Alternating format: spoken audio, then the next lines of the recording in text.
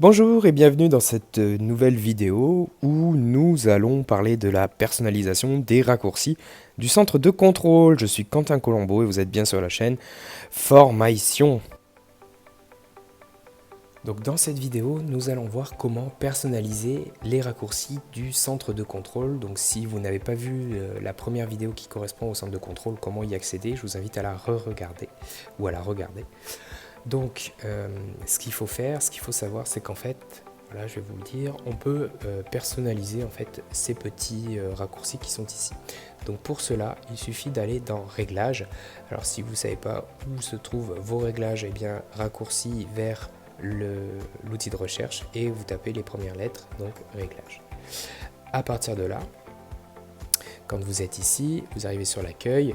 Donc ce que nous on va faire, c'est qu'on va utiliser le petit moteur de recherche qui est accessible en faisant un petit glisser vers le bas et on va taper ici centre. Et donc on voit qu'on a centre de contrôle qui apparaît, premier résultat de la recherche. Donc je vais cliquer dessus tout simplement. Voilà. Donc j'ai mon centre de contrôle qui apparaît sur le côté, ou du moins les différents éléments paramétrables. Donc il y a deux listes, une liste avec les commandes qui sont déjà incluses, c'est-à-dire les raccourcis que je peux déjà y trouver, ceux que j'ai déjà paramétrés en fait, et ceux qui sont disponibles, donc que je peux rajouter. Donc en fait, moi ce que je vous préconise, tout dépend de votre façon de travailler, mais voilà, moi ce sont ceux-ci que j'utilise vraiment en éducation, parce qu'ils m'apportent des éléments vraiment très pratiques.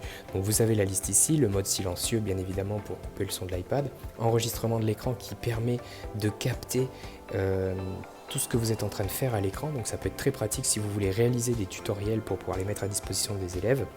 C'est vraiment très efficace.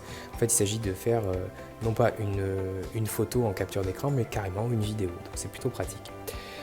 Ensuite vous avez Notes qui permet d'ouvrir rapidement l'outil de prise de notes, l'appareil photo également qui permet d'accéder rapidement à l'appareil photo, le chronomètre qui permet d'afficher le chrono quand je suis en classe pour une activité ou la minuterie, tout dépend du type d'activité aussi.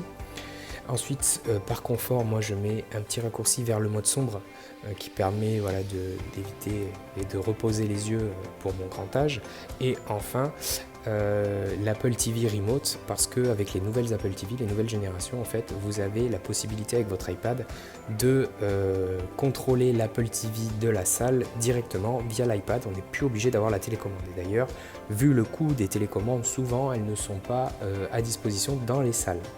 Donc en fait, tout simplement, quand vous voulez rajouter ou supprimer des commandes, et bien si par exemple je voulais rajouter l'outil, je sais pas moi, minuteur, et qu'il est dans mes dispositions, je vais appuyer tout simplement sur le petit plus et il va venir se rajouter dans la liste des commandes incluses.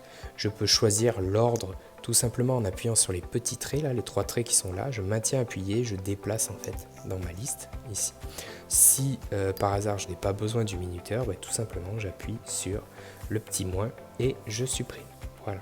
Donc vous pouvez ainsi paramétrer vraiment, vos raccourcis et c'est très pratique. Voilà, cette vidéo est maintenant terminée. N'hésitez pas à nous retrouver sur les réseaux sociaux ou à nous contacter par email. Pensez à vous abonner à la chaîne YouTube pour pouvoir recevoir les tutoriels quand ils sortiront. À très bientôt.